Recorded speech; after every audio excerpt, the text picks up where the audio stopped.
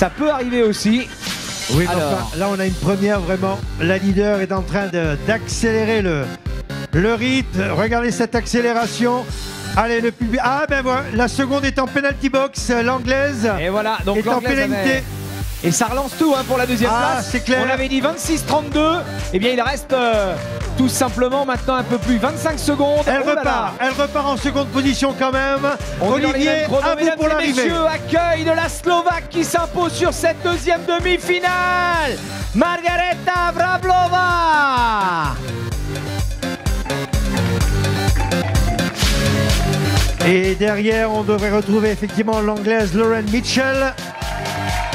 La voilà, elle lui faut les couleurs de la Grande-Bretagne, Lauren Mitchell. Alors, est-ce que l'italienne va conserver cette troisième place au détriment de la française? A priori, ça devrait être le cas. Sara Crociani, suivi de Manon Pomé, Olivier. Et oui, tout en gestion. Sara Crociani pour l'Italie. Et Manon Pomé, la française, qui termine quatrième.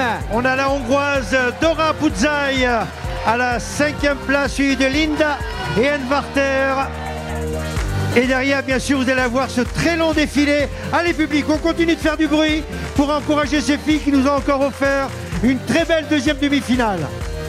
Et Bayer et Hertmeier s'est qualifié aussi pour la finale. Martinez devrait passer. Attention à la Slovène Stress, qui est juste derrière.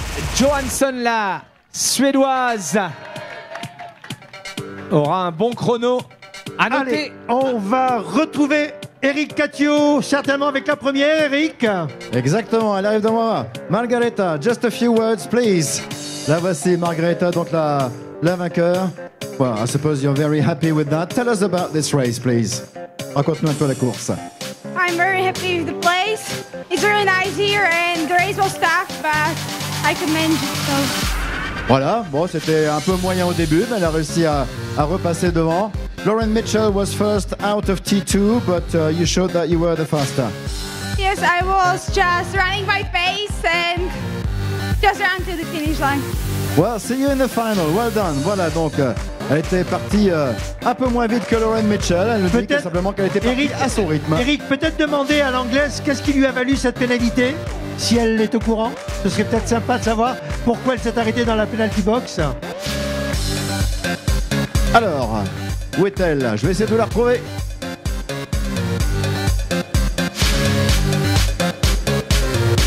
Sinon, si vous pouvez également avoir Sara Crociani, l'italienne, dossard 33, me semble-t-il, et Manon Pomé, la française, dossard 45. Alors, c'est vrai que ces demoiselles vont au ravitaillement et ensuite elles s'éclipsent assez rapidement. Ouais, très vite, je confirme.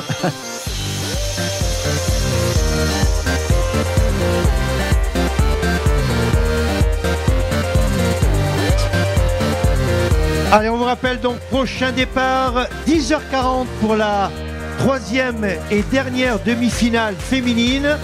Et ensuite, nous nous retrouverons bien sûr à l'issue de ces courses pour les 3 épreuves hommes qui auront lieu cet après-midi. Alors en attendant qu'Eric essaie de retrouver Olivier, on peut faire un petit point sur le déroulé de cette deuxième demi-finale. Alors un petit point très chauvin pour nous, public français, Pierre, ça serait de dire qu'on a déjà 2 Françaises sur 2 de qualifiées, donc ça ne met pas spécialement la pression à Manon Laporte, mais on espère que la 3e Française sera évidemment qualifiée en finale A demain. Donc eh bien ça va être son heure dans quelques instants. Et puis ce qu'on peut dire aussi, c'est de noter qu'on a 5 petites secondes de mieux pour la vainqueur de la deuxième demi-finale. Olivier. Ok, Eric. Voilà, l'explication avec Lauren Mitchell, donc concernant sa pénalité. So what happened, Lauren? I know that you served the penalty. What happened? I dropped my goggles. Yeah. Simplement à la première transition, donc elle a perdu ses lunettes après la natation. Voilà pourquoi donc elle a été pénalisée.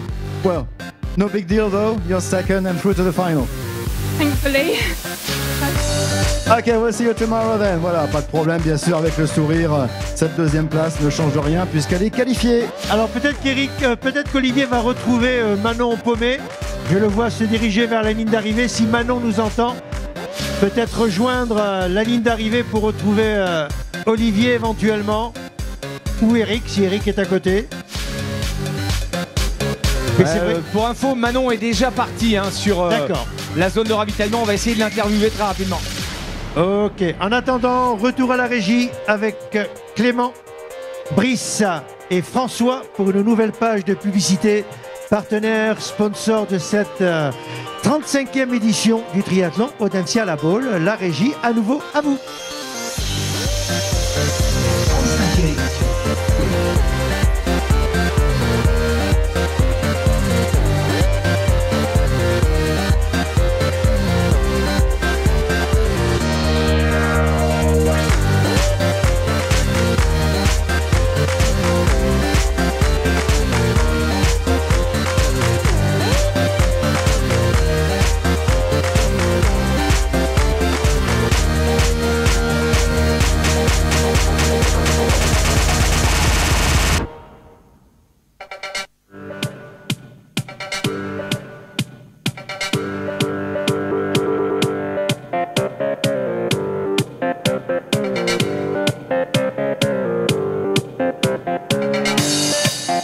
N'oublions pas également parmi les partenaires officiels Barapom, situé juste à côté du podium. Allez-y, galettes, crêpes à votre disposition. Barapom vous attend.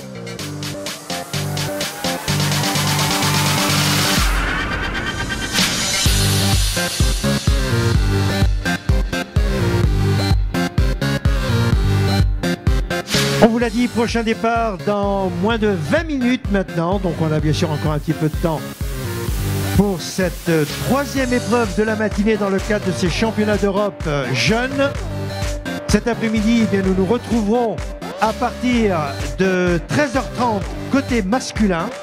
Donc une journée réservée entièrement à ces jeunes garçons et filles qui se retrouvent aujourd'hui à la Baule pour ce championnat d'Europe avec aujourd'hui les demi-finales et demain les finales. Les finales, ce seront donc 2 courses chez les féminines avec une finale B et une finale A.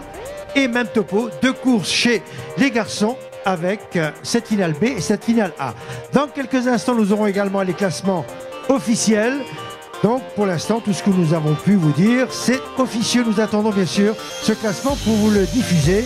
Je vous rappelle que lors de la première demi-finale, sont qualifiées les 9 premières, à savoir Léa Houard pour la France, Tabea Huis l'Autrichienne, Millie Breers pour la Grande-Bretagne, Lotte Minebo pour la Belgique, Katerina Adlavova pour la Tchécoslovaquie, la République tchèque, Gwen Notum pour le Luxembourg, Zoila Cecilia Martin pour l'Espagne, Cassita Carvalho pour le Portugal et Sveva Parisi pour l'Italie. Ces 9 féminines sont qualifiées d'office. Derrière, il y aura des qualifications sur les 3 demi-finales en fonction des temps réalisés. Allez, petite pause musicale et nous nous retrouvons pour la suite de cette animation.